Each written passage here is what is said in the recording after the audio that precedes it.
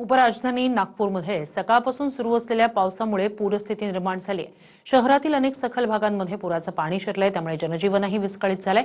एका शाळेच्या मैदानात पाणी साचल्यानं 2500 विद्यार्थ्यांचं रेस्क्यू ऑपरेशन करण्यात आलं। तर उद्या नागपूरमधील सर्व शाळा आणि महाविद्यालयांना सुट्टी जाहीर करण्यात आली। काय आहे तिथली स्थिती पाहूया। नागपूरमध्ये मुसळधार पावसामुळे नागरिकांची अक्षरशः दाणादाण उडाली। प्रतापनगरमधील शाळेच्या मैदानात पाणी साचलं, त्यामुळे तब्बल 2500 विद्यार्थी अडकून पडले होते। मैदानात पाणी साचल्यानं शाळेतच अडकून पडलेल्या विद्यार्थ्यांसाठी रेस्क्यू ऑपरेशन राबवण्यात आलं।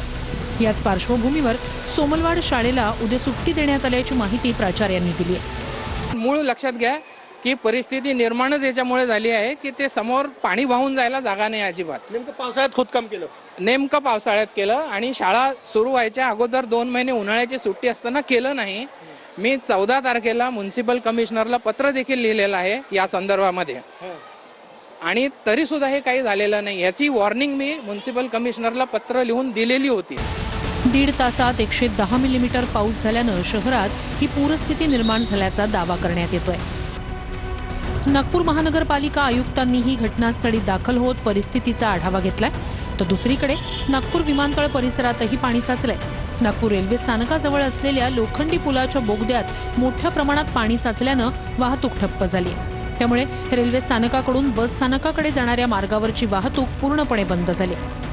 नागपुरात मुसळधार पाऊस झाला आणि त्या पावसाचे परिणाम जे आहेत ते दिसायला लागत आहे। आपण या ठिकाणी बघू शकतो की रेल्वे स्थानकाकडून बसस्थानकाकडे जाणारा हा जो मार्ग आहे, या लोखंडी पुलाच्या खालचा जो बोगदा आहे, या बोगद्यामध्ये मोठ्या प्रमाणात पाणी साचलेलं आहे आणि यामुळे वाहतूक जे आहे ते पूर्णपणे बंद झाल्याचे चित्र आपल्याला पाहायला मिळते आहे। नागपूरच्या मोरभवन बस स्टॉप परिसरात सुद्धा मुसळधार पावसामुळे पाणी साचलं। या पाण्यातून नागरिकांना आणि बसला वाट काढावी लागल्याचं चित्र पाहायला मिळालं।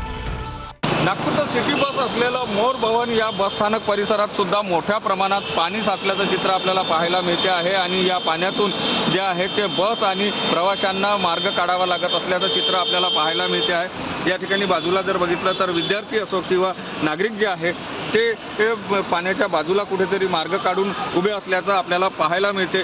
एकंदर म्हणजे नागपुरात झालेल्या मुसळधार पावसामुळे चांगलीच परिस्थिती जी आहे ते निर्माण झाल्याचं चित्र आपल्याला पाहायला मिळते आहे। तो नागपुर, भंडारा, गोंदिया और जो वर्धा का जो कुछ रीजन्स है वहाँ पे भी जैसी संभावना है कि एक अच्छी रेनफॉल्स मिलेगी और जो कैटेगरी रहेगी रेनफॉल की इंटेंसिटी जो रहेगी वो वेरी हैवी तक मिल सकते हैं। मतलब वहाँ जो रेनफॉल्स रहेंगे 150 मिलीमीटर या उससे भी अधिक मिलने की संभावना है। तो अगले 3 दिन के लिए मतलब 48 to 72 आवर्स पूर्वी विदर्भ और जो पश्चिमी विदर्भ के जो कुछ जिले हैं उनको एक अच्छी बारिश मिल